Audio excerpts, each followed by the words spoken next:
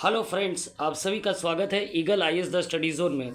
साथियों, last days revision के तहत आज हम लोग मराठा एवं ब्रिटिश शक्ति के मध्य संघर्ष को लेकर के क्या करेंगे, डिस्कशन करेंगे। वास्तव में मुगल साम्राज्य के डिक्लाइन पर जो जो नए नए स्टेट्स बन करके आए, उन सभी का जो है अंग्रेज़ों के साथ क्या हुआ है ना, संघर्ष हुआ है। और अंततः जो है अंग्रेज जो है क्या है, वो एक सर्वोच्च शक्ति के रूप में जो है भारत में क्या है, अपनी सर्वोच्चता को स्थापित करने में कामयाब हुए थे। और फिर उन्होंने जो है भारत में शासन किया था। तो चलिए आज सबसे पहले जो है हम लोग क्या करेंगे ना, हिस्ट्री ऑफ मराठा को लेकर के देखेंगे। मुगल साम्राज्य के पतन के बाद जो है मराठे जो है एक सर्वोच्च शक्ति के रूप में उभरे।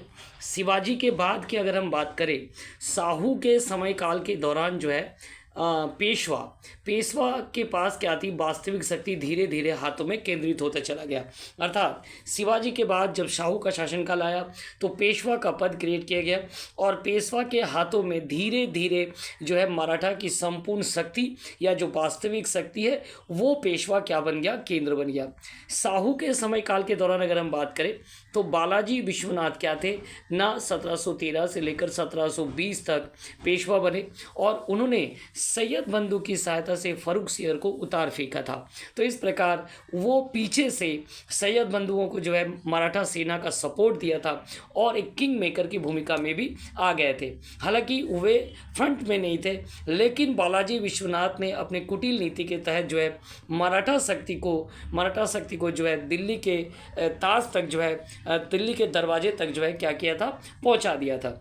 अगले पेशवा की अगर हम बात करें, अगले पेशवा जो है वो कौन थे, तो बाजीराव प्रथम जो है अगले पेशवा थे और उन्होंने मराठा सरदारों को लेकर के जो है मराठा संघ का निर्माण किया था। और इस मराठा संघ में जो है मराठा संघ में भोंसले थे, गायकवाड़ थे, होलकर जैसे थे, पवार थे आदि कई जो है मराठा सरदारों को लेकर के जो उन्होंने शक्ति को संगठित किया। बाजीराव प्रथम यहाँ तक नहीं रुके, उन्होंने मराठा शक्ति को दिखाने के लिए 1737 में जो है दिल्ली पर आक्रमण भी कर दिया। नादिर शाह के आक्रमण से ठीक पहले जो है बाजीराव प्रथम का आक्रमण जो है दिल्ली पर हुआ था। मुगल खोखलेपन को उजागर करने में बाजीराव प्रथम की जो है प्रमुख भूमिका पाई जाती है। अगले पेशवा जो थे वो थे बालाजी बाजीराव थे। अगले पेशवा बालाजी बाजीराव थे जिसका समय काल 1740 से लेकर के 1761 तक प्राप्त होता है। और इस दौरान जो है जो पेशवा का पद है वो पैतृक बन गया। संगोला की संधि के तहत जो है क्या है ना, ये जो पद था पेशवा का पद वो पैतृक बन गया, अर्थात अब वास्तविक शक्ति जो है पेशवा तक जो है सीमित हो चुका था। इसी समय काल के दौरान पानीपत का तीसरा युद्ध जो है अहमद शाह अब्दाली के साथ 1761 में होता है और मराठा शक्ति का क्या है ना, छिन्न भिन्न हो जाती है या हम कह सकते हैं कि विनाश हो जाता है। मराठा पानीपत के बाद जो है, पानीपत के बाद जो मराठा की स्थिति है वहाँ हमें ये देखने को मिलता है कि मराठों के सम्मुख कौन थे, अंग्रेज थे।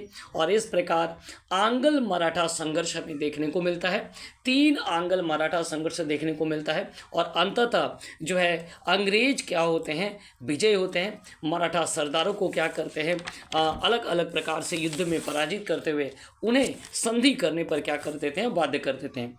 तो इस प्रकार मराठा शक्ति जो शिवाजी से शुरू हुआ और साहू के काल में पेशवा के हाथों में केंद्रित हुआ, पानीपत के प्रथम युद्ध के बाद ये मराठा शक्ति जो है सरदारों, विभिन्न सरदारों अर्थात भोसले, गायकवाड़, ग्वालियर के बीच में जो है होलकर, सिंधियाओं के बीच में ये बटा और फिर अंततः अंग्रेजों के द्वारा क्या किया गया, इन सभी सरदारों को जो है पराजित करते हुए सर्वोच्च पावर के रूप में वे जो है खड़े हो गए। ठीक है, चलिए आगे बढ़ते हैं। सबसे पहले हम लोग क्या देखेंगे ना, फर्स्ट एंग्लो मराठा वार देखेंगे जो कि 1775 से लेकर के 1782 तक हुआ था। 1761 के बाद क्या कुछ हुआ था उसको लेकर के डिस्कशन कर लेते हैं। पानीपत का जो वार हुआ, थर्ड पानीपत वार 1761 में हुआ। अहमद शाह अब्दाली जो है विजय हुए और मराठा का भाग्य क्या हो गया, समाप्त हो गया। इसके बाद जो है माधव राव पेशवा बने। ठीक है, लेकिन माधव राव ने जो क्या किया ना, पेशवा की माधव राव ने मराठा शक्ति को पुनर्जीवित करने का प्रयास किया। इसके बाद हमें देखने को मिलता है नारायण राव क्या बने, पेशवा बने, और जिसकी हत्या जो है 1773 के आसपास रघुनाथ राव के द्वारा, उनके चचा रघुनाथ राव के द्वारा कर दिया गया।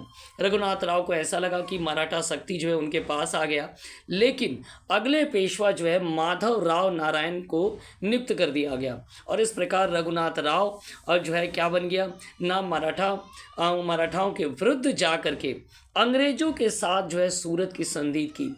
अंग्रेजों के साथ क्या बना ना, सूरत की संधि। और ये सूरत की संधि कब बना, तो 1775 में। तो एक तरफ रघुनाथ राव और दूसरी तरफ कौन थे, तो अंग्रेज थे। इनके साथ सूरत की संधि हुआ, और इस संधि के तहत रघुनाथ राव को क्या बनना था, पेशवा बनना था। वहीं अंग्रेजों को क्या प्राप्त होना था ना, अंग्रेजों को सॉल्सेट और बसीन का जो क्षेत्र है और थाने का जो क्षेत्र है वो मिलना था।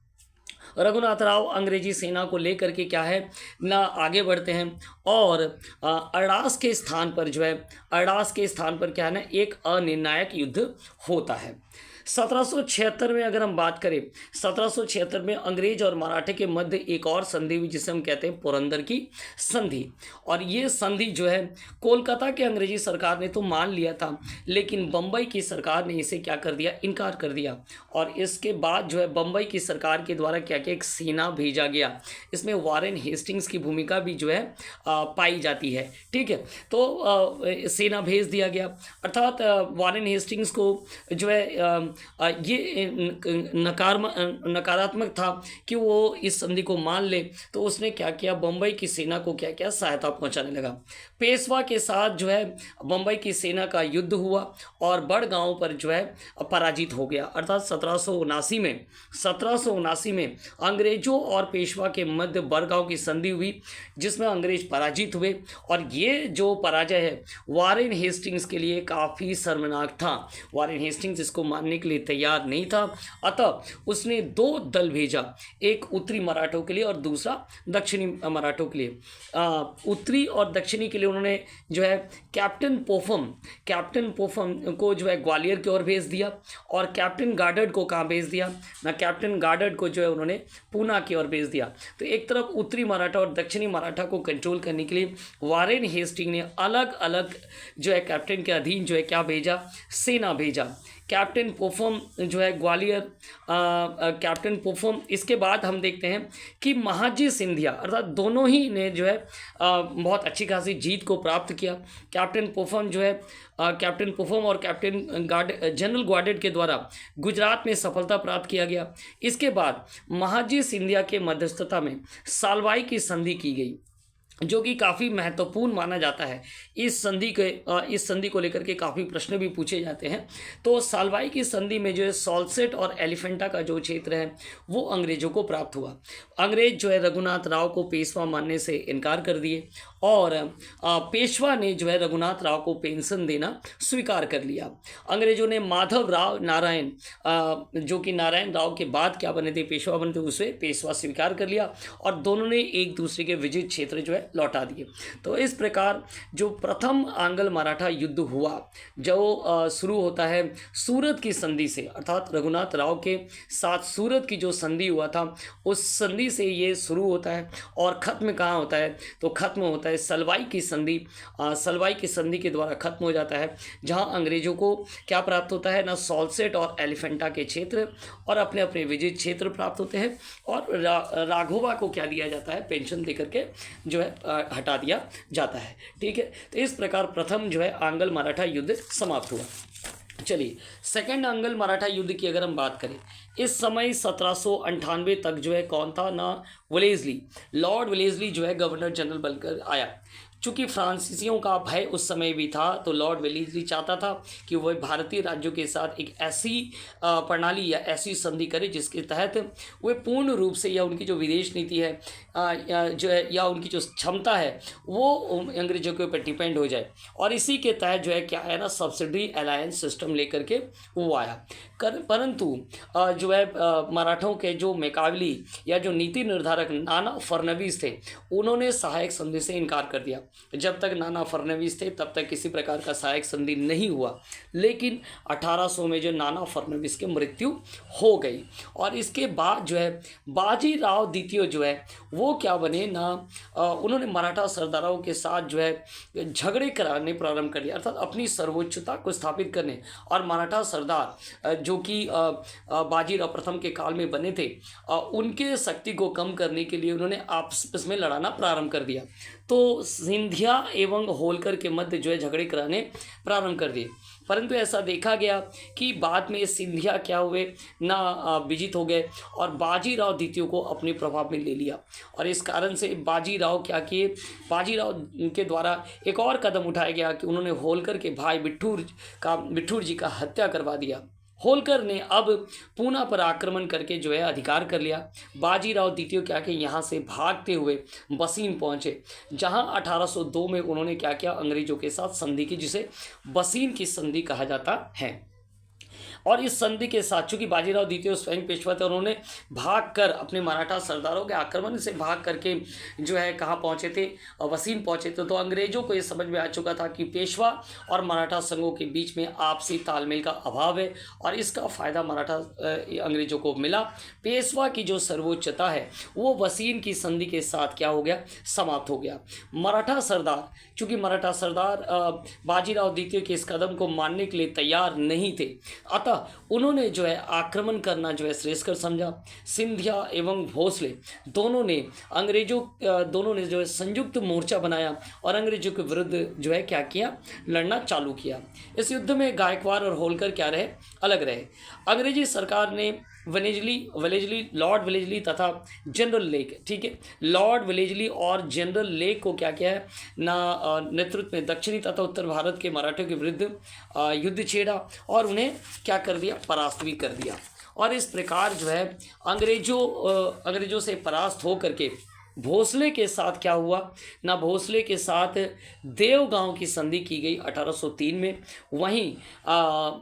वहीं सिंधिया के साथ जो है सुरजी अर्जुन गांव की संधि हुई 1803 में। और होलकर के साथ भी संधि हुआ।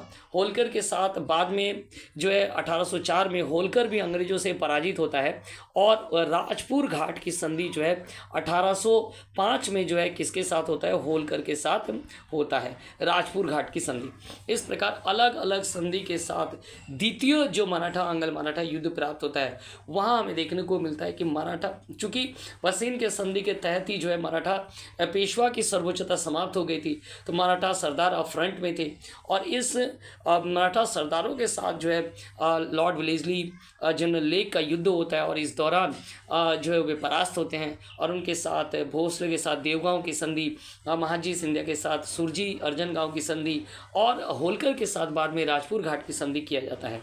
अंतिम अगर हम बात करें, जब मराठा शक्ति का पूर्ण छिन्न भिन्न अवस्था में प्राप्त होता है, वो है थर्ड एंग्लो मराठा वार, जो कि 1817 से लेकर 1818 में प्राप्त होता है। इस समय काल की अगर हम बात करें तो लॉर्ड हेस्टिंग्स क्या थे ना, गवर्नर जनरल बनकर है और वे पिंडारियों के दमन को लेकर के जो है पिंडारियों का दमन किया। क्योंकि पिंडारी मराठों के साथ भी काम करते थे, तो मराठियों के लिए जो है मराठों के लिए क्या थी, सीधी चुनौती का मैटर था। अतएव क्या हो गया, युद्ध प्रारंभ हुआ। हालांकि मराठे युद्ध में परास्त हुए और भोसले तथा अंग्रेजों के मध्य, अगर हम बात करें भोसले तथा अंग्रेजों के मध्य क्या हुआ ना, भोसले और अंग्रेजों के मध्य जो है नागपुर की संधि की गई 1816 में। वहीं अगर हम बात करें सिंधिया के साथ है, सिंधिया के साथ जो है ग्वालियर की संधि की गई 1817 में और पेशवा के साथ जो है पूना की संधि की गई 1817 में। तो इस प्रकार थर्ड एंगल मराठा वार में भी जो है लॉर्ड हेस्टिंग्स के काल में जो है मराठे सरदार पराजित होते हुए देखते हैं। भोसले ने नागपुर की संधि किया 16 में, सिंधिया और पेशवा ने 1817 में ग्वालियर और पूना की संधि किया। अब इन तीनों को लगा कि इन अपमानजनक संधि से अच्छा है कि वे अंतिम प्रयास करें और उन्हें संयुक्त मोर्चा भी बनाया, लेकिन ये संयुक्त मोर्चा जो है अलग अलग स्थानों पर क्या है, पराजित हो गया। अर्थात पेशवा को अंग्रेजों ने किरकी के स्थान पर पराजित किया, वहीं भोसले को सीताबर्डी के स्थान पर पराजित किया और होलकर को जो है महिदपुर के स्थान पर जो है पराजित किया। बाद में हमें देखने को मिलता है कि मंदसौर की संधि जो है अंततः की जाती है और इस प्रकार मराठा जो शक्ति है वो क्या हो जाता है, छिन्न भिन्न हो जाता है। तो इस प्रकार जो है पेशवा के बाद मराठा सरदार जो मराठा संघ जो कि बाजीराव प्रथम के द्वारा बनाया गया था, सरदारों का संघ, उनके द्वारा जो है अंग्रेजों का सामना किया जाता है और अंततः अंग्रेज क्या होते हैं, मराठा सरदारों को संधि करने के लिए बाध्य करते हैं और अपनी सर्वोच्च स्थिति को प्राप्त करते हैं। इस प्रकार आंग्ल मराठा युद्ध क्या होता है, समाप्त होता है और अंग्रेजों की सर्वोच्चता स्थापित हो जाती है। तो इस प्रकार लास्ट डेज रिवीजन क्लासेस के लिए हमारे साथ जुड़ना ना भूलें। Eagle IAS the study zone में आप सभी का बहुत बहुत धन्यवाद।